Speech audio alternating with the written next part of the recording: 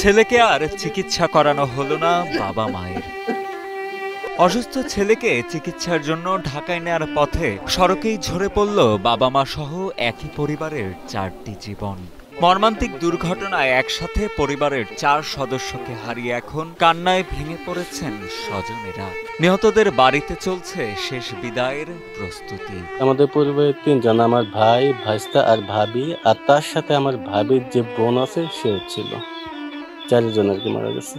ঢাকাগামী অ্যাম্বুলেন্সের সঙ্গে 2টি যাত্রীবাহী বাসের সংঘর্ষের পর গ্যাস সিলিন্ডার বিস্ফোরণে সৃষ্ট আগুনে পুড়ে মারা যান একই পরিবারের 4 সদস্য।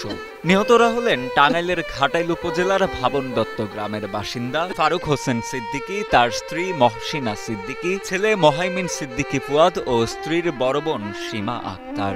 গত 8 জানুয়ারি দিবাগত রাতে ঢাকা আরিচা মহাসড়কের সাভার পুলিশ টাউন এলাকায় ঘটে মর্মান্তিক দুর্ঘটনা। মর্মান্তিক দুর্ঘটনা, মর্মান্তিক কষ্টদায়ক এটা মৃত্যু। আমার কলিজা মানে সেটা বুঝাইতে পারবো না যে স্যার কত ভালো ছিল। ঠিক আছে। নিহতদের স্বজনেরা জানান, প্রায় 3 বছর যাবৎ থ্যালাসেমিয়া রোগে আক্রান্ত শিক্ষক ফারুক সিদ্দিকীর বড় ছেলে মোহাইমিন সিদ্দিকী ফুয়াদ। চিকিৎসার জন্য প্রায়শই ঢাকায় নেওয়া হতো তাকে। গত 8 জানুয়ারি রাতে হঠাৎ সে অসুস্থ হয়ে পড়লে ছেলের মা ও খালাকে নিয়ে অ্যাম্বুলেন্স যোগে ঢাকার উদ্দেশ্যে রওনা হন ফারুক সিদ্দিকী।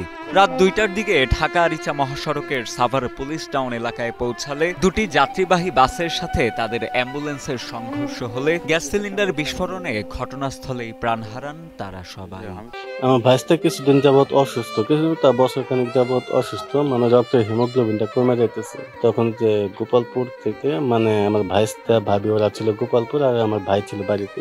পরে ওরা গোপালপুর থেকে রাত্রি 11টার দিকে আর কি নিয়ে বের হয়েছে, অ্যাম্বুলেন্স নিয়ে বের হয়েছে ঢাকা যাওয়ার উদ্দেশ্যে। মোটামুটি 1টার পর থেকে আর কি তাদের সাথে ফোনে কোনো যোগাযোগ হয় না।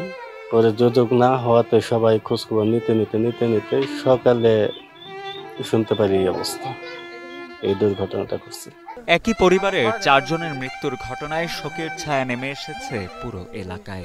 প্রিয়জনদের শেষবারের মতো দেখার অপেক্ষায় স্বজন ও প্রতিবেশীরা। মরদেহ বাড়িতে পৌঁছানোর পর জানাজা শেষে 9 জানুয়ারি স্থানীয় একটি কবরস্থানে নিহতদের দাফন করা হবে বলে জানান স্বজনেরা।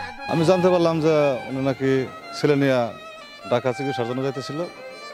ওই অ্যাম্বুলেন্সে হঠাৎ করে গ্যাসের বিস্ফোরণ হইয়া 4 জনই মারা গেছে। সকালে জানতে পারছি, আমি সকালে নিউজ দেখছি যে এরকম আশুলিয়াতে এরকম অ্যাক্সিডেন্ট হয়েছে। প্রাইভেট কার মাইক্রো আর প্লাস হলো গাড়িতে সংঘর্ষ হয়েছে। তো আমি অতটা মানে করি নাই, আমি নর্মাল নিউজ হিসাবে নিছি। যখন আমি এই জায়গা থেকে ফোন গেল যে উনি মারা গেছেন, তো তখন জানতে পারছি আর কি, জানার সাথে সাথে আমি আসছি। এখানে শুধুমাত্র আমার ভাই, ভাবি আর ভাইস্তাকে দাফন করা হবে, আর ভাবির যে বোন তাকে ওনার বাবার সাথে আর কি, ওনার বাবা মারা গেছে, তার সাথে দাফন করা হবে।